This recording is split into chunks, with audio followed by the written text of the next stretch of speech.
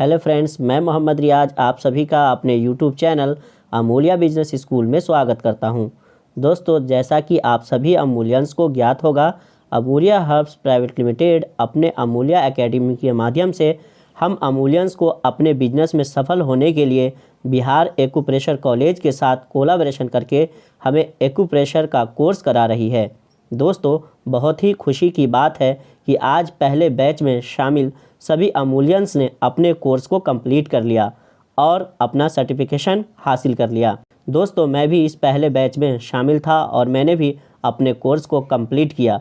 दोस्तों, वास्तव में इस कोर्स को करने के बाद हर अमूलियंस अपने बिजनेस में चार चांद लगा सकता है। दोस्तों, सर्टिफिकेशन के दौरान अमूल्या हर्ब्स के vice president mister Udham Singh Rana ने कुछ अहम बातें कही जो मैं आप सभी अमूलियन से शेयर करता हूं।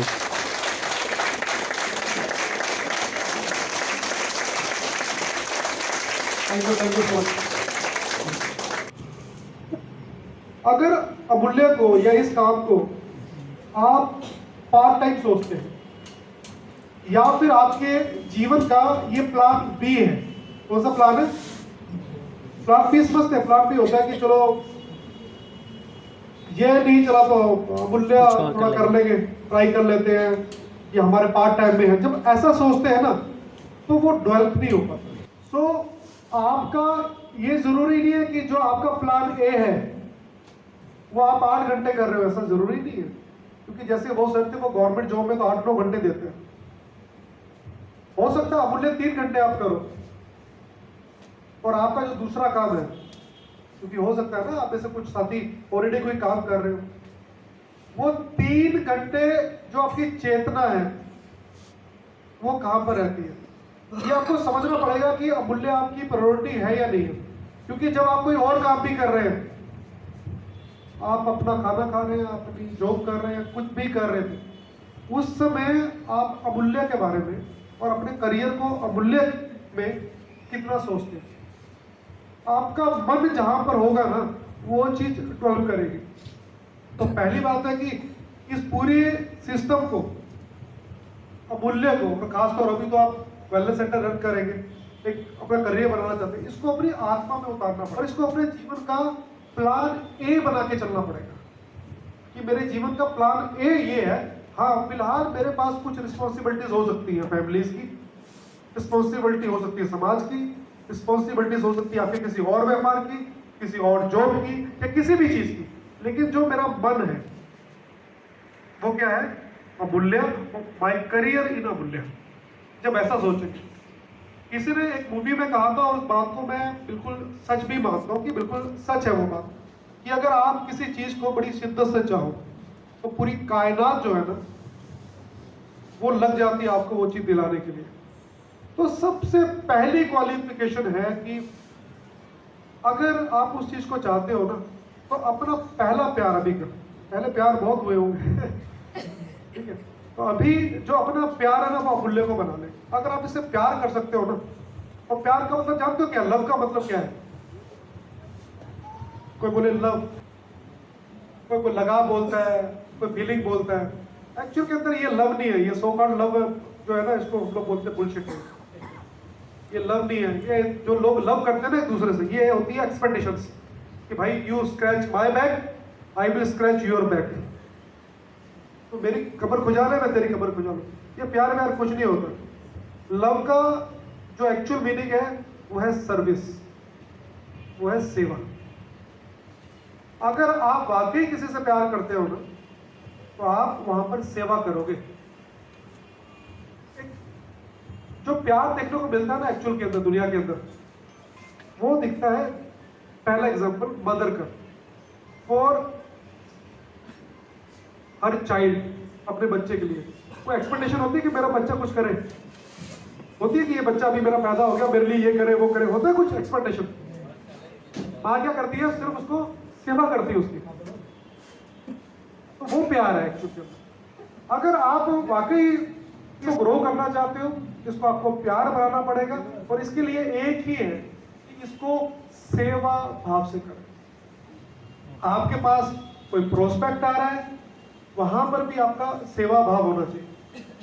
मैंने सुना कि ऐसा, और आप भी मानते होंगे कि प्रत्येक व्यक्ति के अंदर ईश्वर बैठा हुआ है। कौन बैठा हुआ है? ईश्वर बैठा हुआ है। और हमारे जीवन में दुखों का एक कारण ये भी है जब हम ईश्वर का निरादर करते हैं किसी भी व्यक्ति का। आपकी टीम की कोई डाउनलाइन है, आपको उसको ईश्वर भाव से देखना है। आपके पास कोई पेशेंट आया है, उसको ईश्वर भाव से देखना है। जब इस तरह से आप सेवा भाव से इसको करेंगे ना, कि मेरे जीवन में मुझे इसको प्यार करना है और अपना जीवन इसमें सेवा में होकर देना, तो आप यकीन करना कि फिर आपको पैसे के पीछे भागने की आवश्यकता, ये चीजें ना बाय डिफॉल्ट होंगी। कुछ लोग ना पैसे को प्रायोरिटी मान लेते हैं, पैसे को मानते हैं कि पैसा कमाना प्रथम है। पैसा कभी भी कोई भी ऑब्जेक्ट या गोल नहीं हो सकता। ये बहुत बड़ी गलतफहमी है कि पैसा कोई गोल है। पैसा तो बाय प्रोडक्ट है। क्या है? बाय प्रोडक्ट है। आपका कार्य आपका ऑब्जेक्ट है, जो आपने कार्य करना है। अब यकीन मानो कि जिस दिन पैसे के पीछे भागना बंद कर दोगे, उसको ऑब्जेक्ट मानना बंद कर दोगे, मेन अपना जो कार्य है उसको ऑब्जेक्ट मान लोगे, तब पैसा बाय डिफॉल्ट आना शुरू हो जाएगा। लेकिन क्योंकि अगर पैसे को ऑब्जेक्ट मान के बैठ गए शुरू के अंदर, तो उससे क्या आएगा? उससे फ्रस्ट्रेशन आती है। बहुत लोग, जो लोग पैसे को फोकस मान लेते हैं पहले, हाँ पता है कि इस चीज से पैसा आएगा, लेकिन पैसा कमाने के लिए हमारा मेन ऑब्जेक्ट क्या है? ये हमारा काम। वो अमूल्य वेलनेस सेंटर हो सकता है, आपकी टीम का कोई भी एक लेवल हो सकता है, इस तरीके से। तो आपने, मेरी रिक्वेस्ट है आप सभी से कि आपने अगर इस सिस्टम को ग्रो करना है तो इससे प्यार करना पड़ेगा, और प्यार का मतलब क्या है? सेवा। उसी तरह से सेवा करनी पड़ेगी जिस तरह से माँ अपने बच्चे के करती है। आज ये अमूल्य वेलनेस सेंटर का जो बीज है, ये छोटा सा बीज है। इसको आपने अब यहाँ से ये फल नहीं देगा आपको, इसको तो आप जाके लगाना है आपने, और इसकी बहुत केयर करनी पड़ेगी, बहुत ज़्यादा केयर करनी पड़ेगी।